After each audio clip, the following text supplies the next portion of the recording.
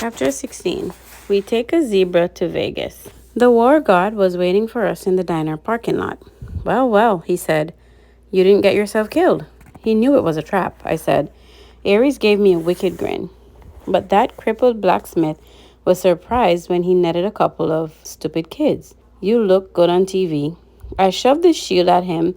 You're a jerk. Annabeth and Grover caught their breath. Aries grabbed the shield and spun it in the air like pizza dough. It changed form, melting into bulletproof vest. He slung it across his back. See that truck over there? He pointed to an 18-wheeler parked across the street from the diner. That's your ride. Take you straight to LA with one stop in Vegas. The 18-wheeler had a sign on the back, which I could read only because it was reverse printed, white on black. A good combination of dyslexia. Kindness International, Humane Zoo Transport. Warning, live wild animals. I said, you're kidding. Aries snapped his fingers. The back door of the truck unlatched. Free ride west, punk. Stop complaining, and here's a little something for doing the job. He slung a blue nylon backpack off his handlebars and tossed it to me. Inside were fresh clothes for all of us, $20 in cash, a pouch full of golden drachmas, and a bag of double stuffed Oreos. I said, I don't want your lousy. Thank you, Lord Aries, Grover interrupted, giving me his best red alert warning look. That's a lot. I gritted my teeth. It was probably a deadly insult to refuse something from a god, but I didn't want anything that Aries had touched. Reluctantly, I slung the backpack over my shoulder. I knew my anger was being caused by the war god's presence, but I was still itching to punch him in the nose. He reminded me of every bully I'd ever faced. Nancy Bobofit, Clarice, Smelly Gabe, sarcastic teachers, every jerk who'd call me stupid in school or laughed at me when I'd gotten expelled. I looked back at the diner, which had only a couple of customers now. The waitress who served us dinner was watching nervously out the window, like she was afraid Aries might hurt us. She dragged the fry cook out from the kitchen to see. She said something to him. He nodded, held up a little disposable camera, and snapped a picture of us. Great, I thought. We'll make the papers again tomorrow. I imagined the headline, 12-year-old outlaw beats up defenseless biker. You owe me one more thing, I told Aries, trying to keep my voice level. You promised me information about my mother. You sure you can handle the news? He kick-started his motorcycle. She's not dead. The ground seemed to spin beneath me. What do you mean? I mean, she was taken away from the Minotaur before she could die. She turned into a shower of gold, right? That's metamorphosis, not death. She's been kept. Kept? Why? You need to study war, punk. Hostages? You take somebody to control somebody else? Nobody's controlling me. He laughed. Oh, yeah? See you around, kid. I balled up my fist. You're pretty smug, Lord Aries, for a guy who runs from Cupid's statues. Behind his sunglasses, fire glowed. I felt a hot wind in my hair. We'll meet again, Percy Jackson. Next time, you're in a fight. Watch your back. He revved his Harley, then roared off down Delancey Street. Annabeth said, That was not smart, Percy. I don't care. You don't want a god as your enemy, especially not that god. Hey, guys, Grover said. I hate to interrupt, but he pointed toward the diner. At the register, the last two customers were paying their check. Two men in identical black overalls with a white logo on their backs that matched the one of the Kindness International truck. If we're taking the Zoo Express, Grover said, we need to hurry. I didn't like it, but we had no better option. Besides, I'd seen enough of Denver. We ran across the street and climbed in the back of the big rig, closing the doors behind us. The first thing that hit me was the smell. It was like the world's biggest pan of kitty litter. The trailer was dark inside until I uncapped an Anacosmus. The blade cast a faint bronze light over a very sad scene. Sitting in a row of filthy metal cages were three of the most pathetic zoo animals I'd ever beheld. A zebra, a male albino lion, and some weird antelope thing I didn't know the name for. Someone had thrown the lion a sack of turnips, which he obviously didn't want to eat. The zebra and the antelope had each gotten a styrofoam tray of hamburger meat. The zebra's mane was matted with chewing gum, like somebody had been spitting on it in their spare time. The antelope had a stupid silver birthday balloon tied to one of his horns that read over the hill. Apparently, nobody had wanted to get close enough to the lion to mess with him, but the poor thing was pacing around on solid blankets in a space way too small for him, panting from the stuffy heat of the trailer. He had flies buzzing around his pink eyes, and his ribs showed through his white fur. This is kindness, Grover yelled. Humane zoo transport? He probably would have gone right back outside to beat up the truckers with his reed pipes, and I would have helped him. But just then the truck's engine roared to life. The trailer started shaking, and we were forced to sit down or fall down. We huddled in the corner on some mildewed feed sacks, trying to ignore the smell and heat and the flies. Grover talked to the animals in a series of goat bleats, but they just stared at him sadly. Annabeth was in favor of breaking the cages and freeing them on the spot. When I pointed out, it wouldn't do much good until the truck stopped moving. Besides, I had a feeling we might look a lot better to the lion than those turnips. I found a water jug and refilled their bowls, then used the anacondas to drag the mismatched food out of their cages. I gave the meat to the lion and the turnips to the zebra and the antelope. Grover calmed the antelope down while Annabeth used her knife to cut the balloon off his horn. She wanted to cut the gum out of the zebra's mane too, but we decided that would be too risky with the truck bumping around. We told Grover to promise the animals we'd help them more in the morning. Then we settled in for the night. Grover curled up on the turnip sack. Annabeth opened her bag of double-stuffed Oreos and nibbled on one half-heartedly. I tried to cheer myself up by concentrating on the fact that we were halfway to Los Angeles, halfway to our destination. It was only June 14th. The solstice wasn't until the 21st. We could make it in plenty of time. On the other hand, I had no idea what to expect next. The gods kept toying with me. At least Hephaestus had the decency to be honest about it. He'd put up cameras and advertise me as entertainment, but even when the cameras weren't rolling, I had a feeling my quest was being watched. I was a source of amusement for the gods. Hey, Annabeth said. I'm sorry for freaking out back at the water park, Percy. That's okay. It's just, she shuddered, spiders. Because of the arachnid story, I guess. She got turned into a spider for challenging your mom to a weaving contest, right? Annabeth nodded. Arachnid's children have been taking revenge on the children of Athena ever since. If there's a spider within a mile of me, it'll find me. I hate the creepy little things. Anyway, I owe you. We're a team, remember? I said. Besides, Grover did the fancy flying. I thought he was sleeping, but he mumbled from the corner. I was pretty amazing, wasn't I? Annabeth and I laughed. She pulled apart an Oreo, handed me half. In the Irish message, did Luke really say nothing? I munched my cookie and thought about how to answer. The conversation via Rainbow had bothered me all evening. Luke said you and he go way back. He also said Grover wouldn't fail this time. Nobody would have turned into a pine tree. In the dim bronze light of the sword blade, it was hard to read their expressions. Grover let out a mournful bray. I should have told you the truth from the beginning. His voice trembled. I thought if you knew what a failure I was, you wouldn't want me along. You were the satyr who tried to rescue Thalia, the daughter of Zeus. He nodded glumly. And the other two half-bloods Thalia befriended, the ones who got safely to camp. I looked at Annabeth. That was you and Luke, wasn't it? She put down her Oreo and eaten.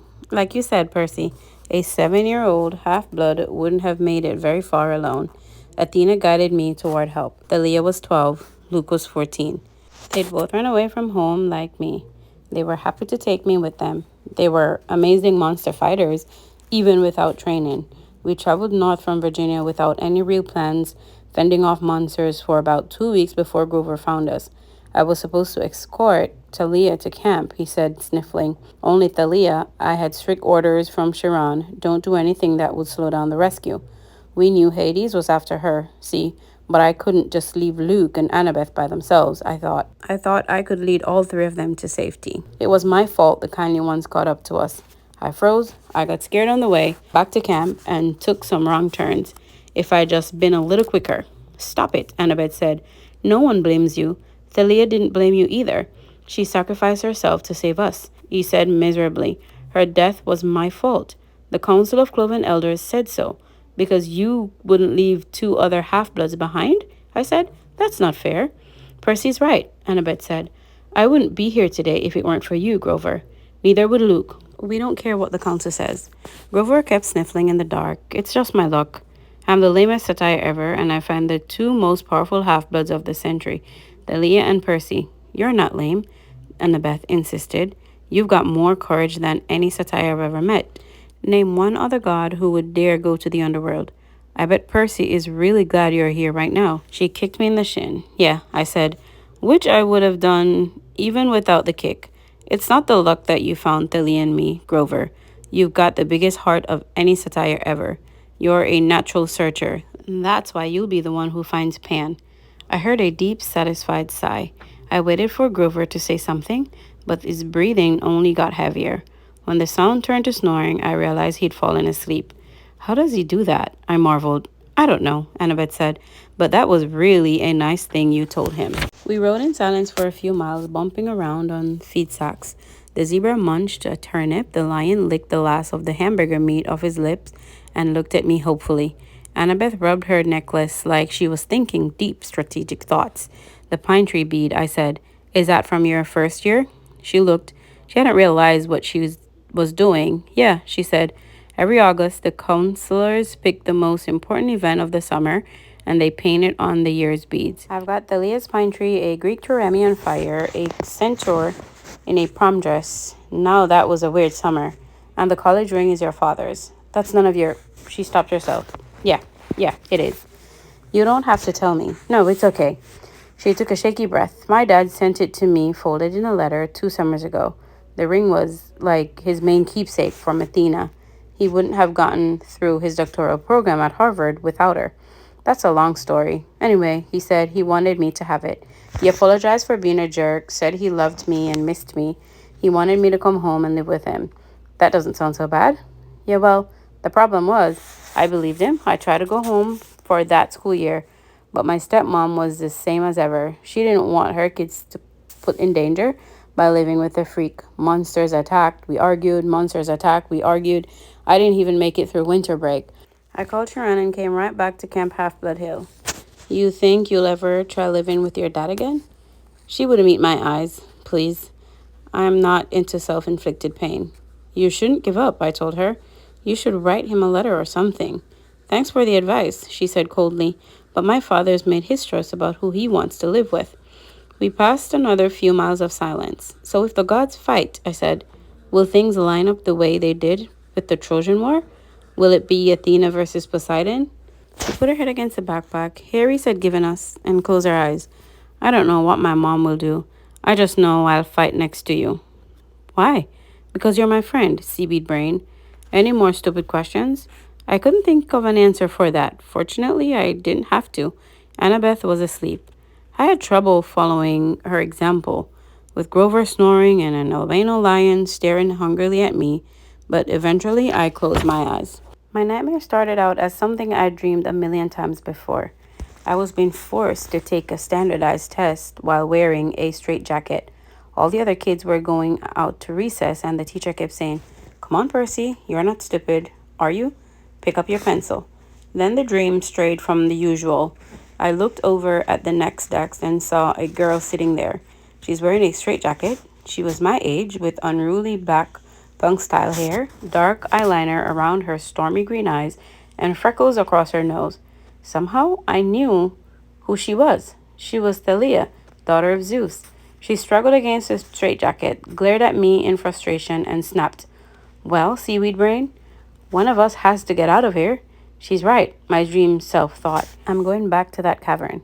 I'm going to give Hades a piece of my mind. The straitjacket melted off me. I fell through the classroom floor. The teacher's voice changed until it was cold and evil, echoing from the depths of a great chasm. "Percy Jackson," it said. "Yes, the exchange went well, I see." I was back in the dark cavern, spirits of the dead drifting around me, unseen in the pit. The monstrous thing was speaking, but this time it wasn't addressing me. The numbing power of its voice seemed directed somewhere else.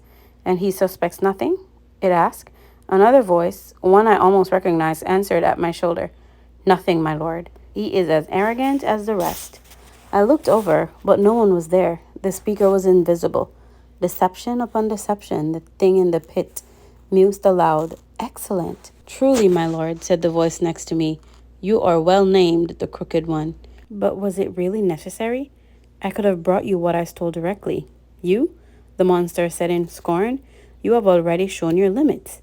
You would have failed me completely had I not intervened." "But my lord." "Peace, little servant. 6 months have brought us much. Zeus's anger has grown. Poseidon has played his most desperate card. Now we shall use it against him. Shortly you shall have the reward you wish and your revenge. As soon as both items are delivered into my hands. But wait, he's here. What? The invisible servant suddenly sounded tense. You summoned him, my lord? No. The full force of the monster's attention was now pouring over me, freezing me in place. Blast his father's blood. He is too changeable, too unpredictable. The boy brought himself hither. Impossible, the servant cried.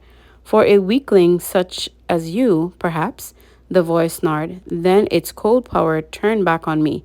So, you wish to dream of your quest, young half-blood? Then I will oblige. The scene changed.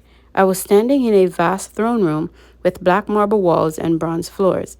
The empty, horrid throne was made from human bones fused together. Standing at the foot of the dais was my mother, frozen in shimmering gold light, her arms outstretched. I tried to step toward her, but my legs wouldn't move.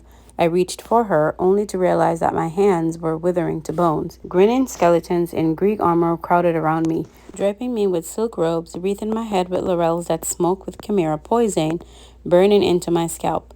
The evil voice began to laugh. Hail the conquering hero! I woke with a start. Grover was shaking my shoulder. The truck stopped, he said. We think they're coming to check on the animals. Hide! Annabeth hissed. She had it easy. She just put on her magic cap and disappeared. Grover and I had to dive behind the feed sacks and hope we looked like turnips. The trailer doors creaked open, sunlight and heat poured in. Man, one of the truckers said, waving his hand in front of his ugly nose. I wish I hauled appliances. He climbed inside and poured some water from a jug into the animals' dishes. You hot, big boy? He asked the lion, then splashed the rest of the bucket right in the lion's face. The lion roared in indignation. Yeah, the man said. Next to me, under the turnip sacks, Grover tensed. For a peace-loving herbivore, he looked downright murderous. The trucker threw the antelope a squash-looking Happy Meal bag. He smirked at the zebra. How you doing, Stripes? Least we'll be getting rid of you this stop. You like magic shows? You're gonna love this one. They're gonna saw you in half. The zebra, wild-eyed with fear, looked straight at me. There was no sound, but as clear as day, I heard it say, Free me, Lord, please. I was too stunned to react. There was a loud knock, knock, knock on the side of the trailer. The trucker inside with us yelled, What do you want, Eddie? A voice outside. It must have been Eddie's, shouted back. Maurice, what do you say? What are you banging for? Knock, knock, knock. Outside? Eddie yelled. What banging?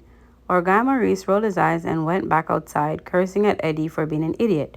A second later, Annabeth appeared next to me.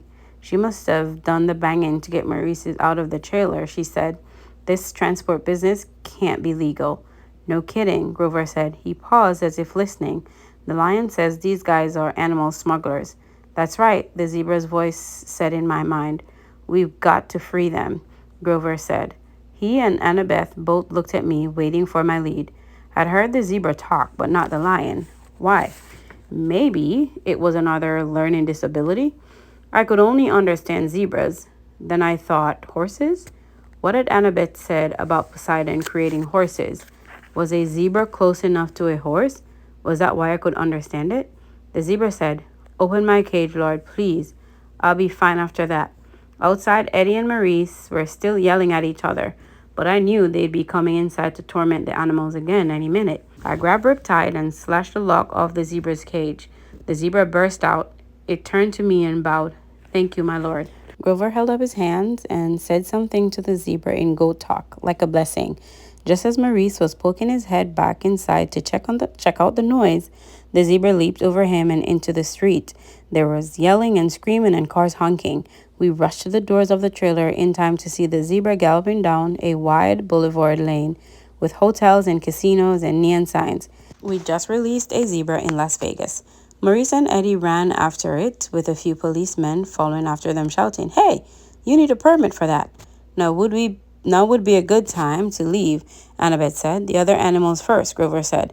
I cut the locks with my sword. Grover raised his hand and spoke the same goat blessing he used for the zebra. Good luck, I told the animals. The antelope and the lion burst out of their cages and went off together into the streets. Some tourists screamed. Most just backed off and took pictures, probably thinking it was some kind of stunt by one of the casinos. Will the animals be okay? I asked Grover. I mean, the dessert and all. Don't worry, he said. I placed a satire sanctuary on them. Meaning? Meaning they'll reach the wild safely, he said. They'll find water, food, shade, whatever they need until they find a safe place to live. Why can't you place a blessing like that on us? I asked. It only works on wild animals, so it would only affect Percy, Annabeth reasoned. Hey, I protested. Kidding, she said. Come on, let's get out of this filthy truck. We stumbled out into the desert afternoon. It was 110 degrees easy, and we must look like deep fried vagrants, but everybody was too interested in the wild animals to pay us much attention. We passed the Monte Carlo and the MGM. We passed pyramids, a pirate ship, and the Statue of Liberty, which was a pretty small replica, but still made me homesick. I wasn't sure what we were looking for. Maybe just a place to get out of the heat for a few minutes, find a sandwich and a glass of lemonade, make a new plan for getting west. We must have taken a wrong turn because we found ourselves at a dead end, standing in front of the Lotus Hotel and Casino. The entrance was a huge neon flower, the petals lighting up and blinking. No one was going in or out, but the glittering chrome doors were open, spilling out air conditioning that smelled like flowers. Lotus blossom, maybe? I'd never smelled one, so I wasn't sure. The doorman smiled at us. Hey kids, you look tired. You want to come in and sit down? I had learned to be suspicious. The last week or so, I figured anybody might be a monster or a god. You just couldn't tell. But this guy was normal. One look at him, I could see. Besides, I was so relieved to hear somebody who sounded sympathetic. I nodded and I said we'd love to come in. Inside, we took one look around and Grover said, Whoa. The whole lobby was a giant game room, and I'm not talking about chessy old Pac-Man games or slot machines. There was an indoor water slide snaking around the glass elevator, which went straight up at least 40 floors. There was a climbing wall on the side of one building and an indoor bungee jumping bridge. There were virtual reality suits with working laser guns and hundreds of video games, each one the size of a widescreen TV. Basically, you name it, this place had it. There were a few other kids playing, but not too many. No waiting for any of the games. There were waitresses and snack bars all around, serving every kind of food you can imagine. Hey, a bellhop said. At least I guess he was a bellhop. He wore a white and yellow Hawaiian shirt with Lotus design, shorts and flip-flops. Welcome to Lotus Casino. Here's your room key. I stammered. But no, he said, laughing. The bill's taken care of. No extra charges, no tips, just go on to the top floor, room 4001. If you need anything, like extra bubbles for the hot tub, or skeet targets for the shooting range, or whatever, just call the front desk. Here are your Lotus cards. They worked in the restaurants and on all the games and rides. He handed us each a green plastic credit card. I knew there must be some mistake. Obviously, he thought we were some millionaire's kids. But I took the card and said, How much is on here? His eyebrows knitted together. What do you mean? I mean, when does it run out of cash? He laughed. Oh, you're making a joke. Hey, that's cool. Enjoy your stay. We took the elevator upstairs and checked out our room. It was a suite with separate bedrooms and a bar stocked with candy, sodas, and chips. A hotline to room service, fluffy towels, and water beds with feather pillows. A big screen television with satellite and high-speed internet. The balcony had its own hot tub, and sure enough, there was a skeet shooting machine and a shotgun so you would launch clay pigeons right out over the Las Vegas skyline and plug them with your gun. I didn't see how that could be legal, but I thought it was pretty cool. The view over the strip and the desert was amazing. Though I doubted we'd ever find time to look at the view with a room like this. Oh goodness, Annabeth said. This place is sweet, Grover said. Absolutely sweet. There were clothes in the closet, and they fit me. I frowned, thinking that this was a little strange. I threw Aries' backpack in the trash can. Wouldn't need that anymore. When we left, I could just charge a new one at the hotel store. I took a shower, which felt awesome after a week of grimy travel. I changed clothes, ate a bag of chips, drank 3 Cokes, and came out feeling better than I had in a long time. In the back of my mind, some small problem kept nagging me. I'd had a dream or something. I needed to talk to my friends, but I was sure it could wait. I came out of the bedroom and found that Annabeth and Grover had also showered and changed clothes. Grover was eating potato chips to his heart's content, while Annabeth cranked up National Geographic Channel. All those stations, I told her, and you turn on National Geographic. Are you insane? It's interesting. I feel good, Grover said. I love this place. Without even realizing it, the wings sprouted out of his shoes and lifted him a foot off ground, then back down again. So what now? Annabeth asked. Sleep? Grover and I looked at each other and grinned. We both held up a green plastic Lotus cash card. Playtime, I said. I couldn't remember the last time I had so much fun. I came from a relatively poor family. Our idea of a splurge was eating out at Burger King and renting a video. A five-star Vegas hotel? Forget it. I bungee jumped the lobby 5 or 6 times, did the water slide, snowboarded the artificial ski slope, and played virtual reality laser tag and FBI sharpshooter. I saw Grover a few times going from game to game. He really liked the reverse hunter thing, where the deer go out and shoot the rednecks. I saw Annabeth playing trivia games and other brainiac stuff. They had this huge 3D sim game where you build your own city and you could actually see the holographic buildings rise on the display board. I didn't think much of it, but Annabeth loved it. I'm not sure when I first realized something was wrong. Probably it was when I noticed the guy standing next to me at the RV shop shooters. He was about 13, I guess, but his clothes were weird. I thought he was Elvis impersonator's son. He wore bell-bottom jeans and a red t-shirt with black piping, and his hair was permed and gelled like a New Jersey girl's on homecoming night. We played a game of sharpshooters together, and he said, Grover, man, been here 2 weeks, and the games keep getting better and better. Groovy. Later, while we were talking, I said something was sick, and he looked at me kind of startled, as if he'd never heard the word used that way before. He said his name was Darian, but as soon as I started asking him questions, he got bored with me and started to go back to the computer screen. I said, Hey, Darian. What? What year is it? He frowned at me. In the game? No, in real life. He had to think about it. 1977. No, I said, getting a little scared. Really? Hey, man, bad vibes. I got a game happening. After that, he totally ignored me. I started talking to people and I found it wasn't easy. They were glued to the TV screen or the video game or their food or whatever.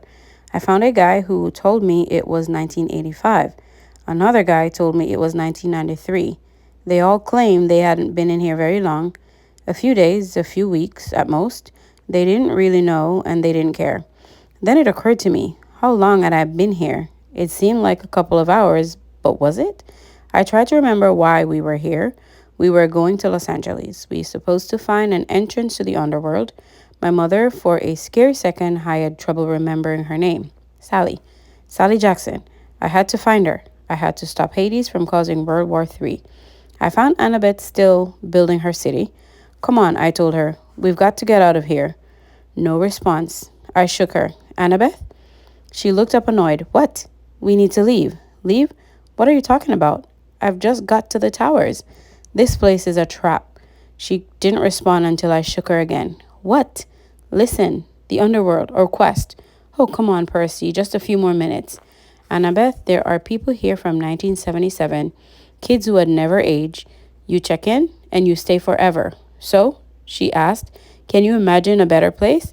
I grabbed her wrist and yanked her away from the game. Hey! She screamed and hit me, but nobody else even bothered looking at us. They were too busy. I made her look directly in my eyes. I said, spiders? Large, hairy spiders. That jarred her. Her vision cleared. Oh my gods, she said. How long have we? I don't know, but we've got to find Grover. We went searching and found him still playing virtual deer hunter. Grover, we shouted. He said, die, human, die. Silly, polluting, nasty person. Grover. He turned the plastic gun on me and started clicking, as if I were just another image from the screen. I looked at Annabeth, and together we took Grover by the arms and dragged him away. His flying shoes sprang to life and started tugging his legs in one direction as he shouted, No, I just got a new level. No. The Lotus Bellhop hurried up to us. Well now, are you ready for your platinum cards? We're leaving, I told him. Such a shame, he said. I got the feeling that he really meant it, that we'd be breaking his heart if we went. We just added an entire new floor of games for platinum card members. He held out the cards and I wanted one. I knew that if I took one, I'd never leave. I'd stay here happy forever, playing games forever, and soon I'd forget my mom and my quest and maybe even my own name. I'd be playing virtual rifleman with groovy disco Darian forever. Grover reached for the card, but Annabeth yanked back his arm and said, "No thanks." We walked toward the door, and as we did, the smell of the food and the sounds of the game seemed to get more and more inviting. I thought about our room upstairs. We could just stay the night, sleep in a real bed for once. Then we burst through the doors of the Lotus Casino and ran down the sidewalk. It felt like the afternoon, about the same time of day we'd gone into the casino, but something was wrong. The weather had completely changed. It was stormy, with heat lightning flashing out in the desert. Aries' backpack was slung over my shoulder, which was odd, because I was sure I'd thrown it in the trash can in room 4001. But at the moment, I had other problems to worry about. I ran to the nearest newspaper stand and read the year first. Thank the gods it was the same year it had been when we went in. Then I noticed the date, June 20th. We had been in the Lotus Casino for 5 days. We had only one day left until the summer solstice, one day to complete our quest.